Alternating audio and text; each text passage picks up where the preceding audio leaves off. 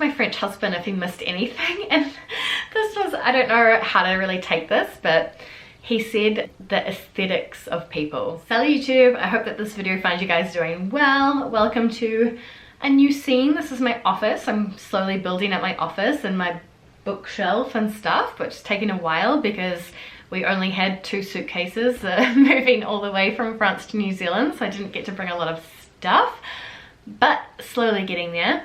Today's video, I just wanted to have a kind of chat with you guys about something that I get asked a lot, which is what I guess I don't miss about living in France.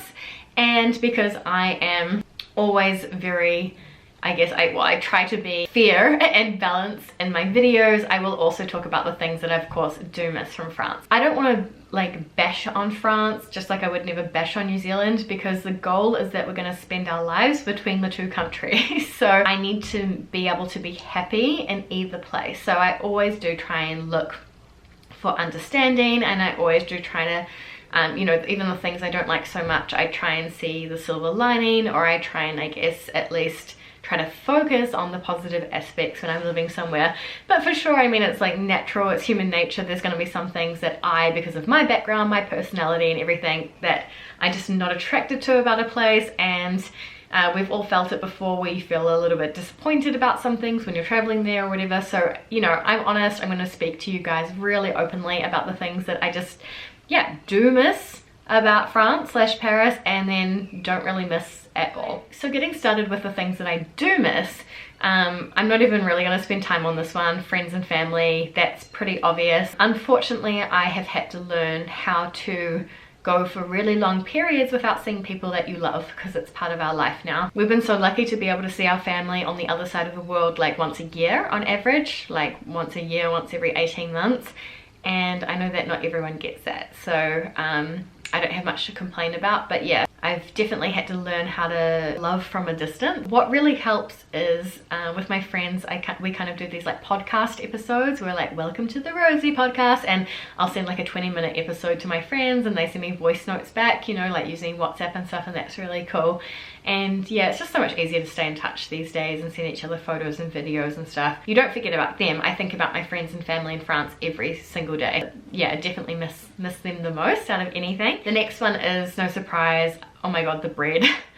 I don't know why you can't replicate French bread, like the French baguette, anywhere. Like, you can try, like I've been to French bakeries here, like I've like in French markets and stuff here, which cover off most of the stuff that I, you know, like saucisson, pate, like heaps and heaps of good French produce available, but the bread's never quite right. And it's the same for patisserie here, the beautiful cakes. Oh my gosh, I miss that so much. You just don't get the beautiful patisserie anywhere else like you do in France. Like, I have found some French cafes that come quite close, which is really cool. So you know, it's definitely good enough, but I know what I'll be stocking up on as soon as I fly back to Paris mid next year for sure. The next point is just how easy it is to travel, and how you take for granted that you can just be like, oh, we've got a long weekend coming up, or oh, I feel like a vacation, and you find flights and you're like, oh cool, like cheap flights to Barcelona or Prague or whatever. Like, just the ease of travel. When you're in New Zealand, you're far away from everything, and so it's very expensive to travel. Our cheapest destinations would be like the Pacific Islands around us, and then we have good deals going to Australia as well. So we have cool destinations to go to, but just not as many, and they're not as diverse. And then national travel as well, I really miss the TGV. Oh my gosh, like just being able to hop on that high-speed train and head down to the south of France in like just under 3 hours. And it's so hard in New Zealand. There's so many beautiful areas to explore, but we're always like, okay, so we'll have to fly up there, hire a car, or drive for like 12 hours. It's definitely not the same. I really wish we had high-speed trains here, but the cost of the infrastructure, there's just no way we have a big enough population to make it worth it. The next thing I really miss is like the aesthetic, so the beauty of France. Being able to go to like medieval towns with cobbled streets, and they've got the original town well still there, and you see like castles, or you're down in Provence and you have the lavender fields and the sunflower fields, and then you've got those kinds of like earthy toned houses with the blue shutters and the green shutters, and there's nothing like it. Like, it's so beautiful. It's so visually, it's such a sensation visually in France, and every region has its different look and everything. And you definitely don't come to New Zealand for the buildings. Like, you have some houses and wooden buildings and stuff that are cute, but it's nothing compared to what you can find in Europe and in France especially.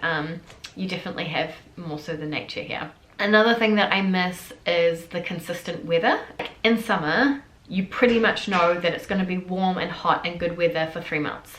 And then it's just so predictable. You know what spring feels like, you know what autumn feels like, you know what winter feels like. And in New Zealand, it can be all 4 seasons in a day, like it changes all the time. Like, the good side of that is that in winter you can have bright sunny days with beautiful bright blue skies for weeks on end. And I remember hating Parisian winters because it'd be like grey for 3 months, like you wouldn't see the blue of the sky for 3 months. Like, so there's the downside, but in general, like, I miss like the spring and summer over in France because at least it's consistent and you basically know what you're getting. Here you just don't really know what you're going to get. It makes it hard to plan weddings, it makes it hard to plan big events. It's it could rain for an hour, it could be 30 degrees sunshine for the rest of the day, then it could turn into a storm.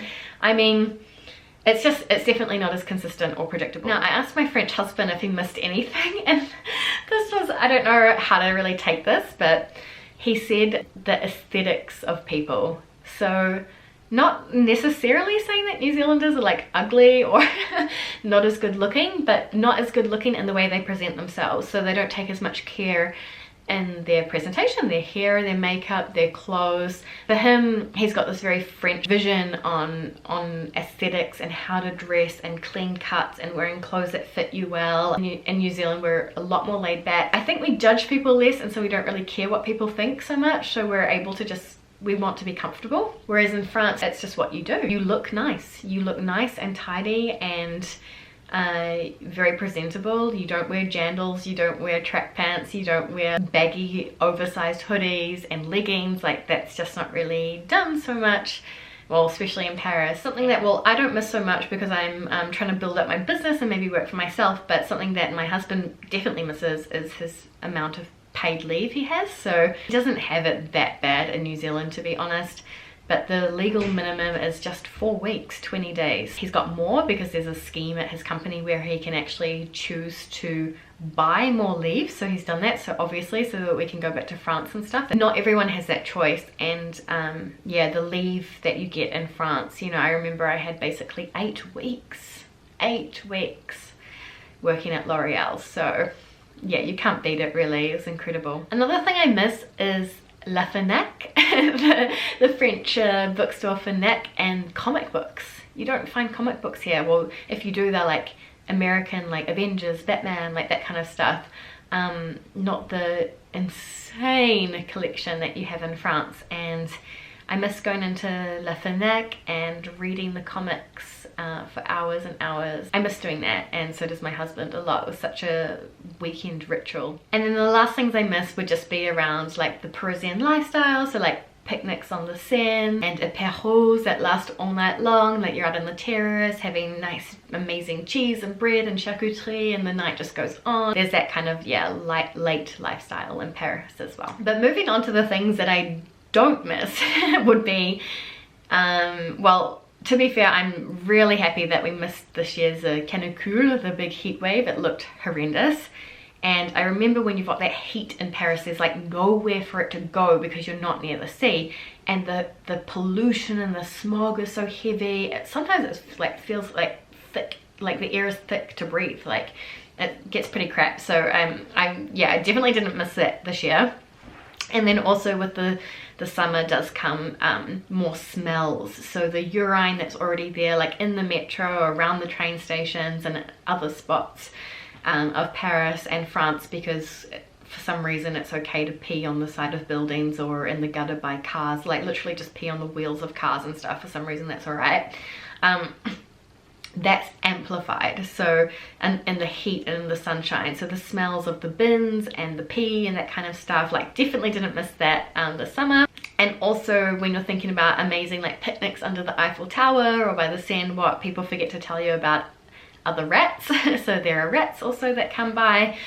So just, yeah, things around, I guess, like big city stuff. So the pollution, the rats, the smells, and that kind of thing, that I just, yeah, never really see in New Zealand anymore. I definitely don't miss that combination, and I was like super privileged. I had a really good job, but the combination of like lower salaries and higher taxes, found it quite harsh. I've discussed this in videos before. I'm not against taxes, anything, as long as they are genuinely helping everyone rise up. As a business owner, like, I pay way less taxes here running my own business than I would in France, which would basically be half of everything I earn. You know, by the time you pay the social charges and the taxes and stuff, it helps when you're a young business starting out. Like, I don't know how you're meant to start out and you're in that awkward growth phase where you've got like no clients and you're trying to make it work, and then you do start getting clients and stuff, but you're definitely not like making a lot of money and you have to lose like half of it. Ooh, it's harsh. Another thing I don't miss is the overcrowding. So Paris, like, yeah, there's a lot of crowded areas. Obviously it's a big city, but even outside of Paris, like anywhere that's going to be popular for the summer because it's one of the most beautiful beaches or areas, or it has great surf, if people know about it and it's beautiful and it's a good place to go, be prepared to share it with a lot of people. Whereas here in New Zealand, you get so much space to yourself, and you don't have to put your towel down beside another family or other people and that kind of stuff. And there's just a big overcrowding problem in Europe. I mean, from a New Zealanders perspective. I mean, if you're from somewhere else in the world, you're probably laughing at this right now. Another thing I don't miss is just like the whole administration. I mean, no surprises, but I had to deal with visas every single year, and just, I mean, just everything, just setting up anything. Like, I didn't want to change banks, I didn't want to change phone providers or internet providers, even if I wasn't happy with the service, just because I knew it would be so hard. Like, everything's so hard. You need 1,000 pieces of paper, very old-fashioned. Like, even just like going to the post shop to send things, it just seems hard. I mean, everything's just got an extra step in the process. You definitely don't associate France with the words streamlined and efficient. Well, not always. If you have to tackle something sort of administrative, like applying for your driver's license or anything like that, it's not a battle. It's easy in New Zealand. Everything's online and paperless, and it's just fluid. Another thing I don't miss is the noise. So again, I was in the city, yeah, but I am in the capital city of New Zealand. I live literally a 10-minute drive from the city centre, and it's so quiet, and all you can hear is bird song. It's so nice. And in Paris, like, there'd never stop being noises. It was either people or cars or motorbikes, like really noisy motorbikes, or you can hear your neighbors walking above you or them fighting below you or whatever it is, but there was always noise. You could never escape. And in New Zealand, it's really quiet. And even in Wellington City, like, if you go in the afternoon and people are at work, like, oh my gosh, the city's dead. Like, it's just so quiet, and you just walk along the waterfront and you're like, ah, just feels peaceful, almost like you're on holiday. Definitely don't miss the working hours. So Paris has very long working hours. Like, you usually start 9:30 and you finish, like, it would be so normal to finish at 7:30 at night. And here I really love that Niels can finish at like 5:30 and come home, and we have the whole evening together. You definitely just feel like you get more lifetime during the weeks. I've talked about this in a lot of videos, so I won't go into heaps of details, but there's like the pessimistic, I guess, complaining attitude in France, which does drag you down sometimes. Like, when you say something positive and you know that unless you provide the other side or a critique or an argument, you'll maybe come across as someone who's not very deep, or, you know, not very intelligent and that kind of thing, and nothing's ever perfect. And I get it. Like, I get it now that I've totally been like Frenchified. Yeah, on the other side, it's just nice to be around people that are so optimistic and positive, and they've definitely, like, you know, always like encouraging you to look on the bright side and know that there'll be a solution. And yeah, it's just it's a nice attitude to be around. It's quite contagious. I definitely don't miss being landlocked in Paris. I love being on the sea.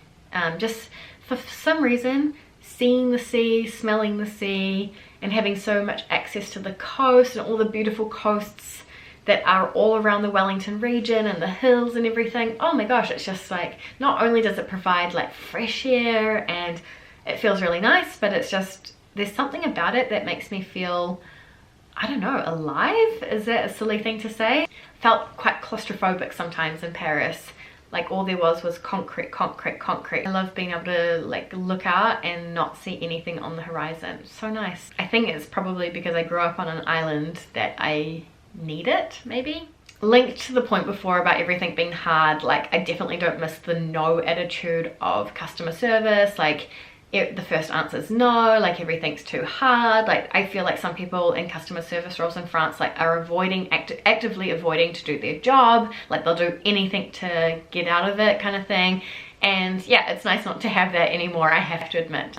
Just to have really proactive service. Like we don't get tips or anything in New Zealand, so it's not about schmoozing up to you to get money. Like that's not the relationship at all. But just people who are like friendly and positive and seem to be enjoying their jobs in hospitality and customer service roles. You guys found that interesting, and let me know if you still have any questions about what I missed and what I don't miss. But as I said, love both countries, both of them are my home, so you can find beauty anywhere you live, and yeah, happiness is definitely up to you. So that's it. On that note, on that relatively deep note, I'm gonna say see you guys next time in the next video. A bientôt!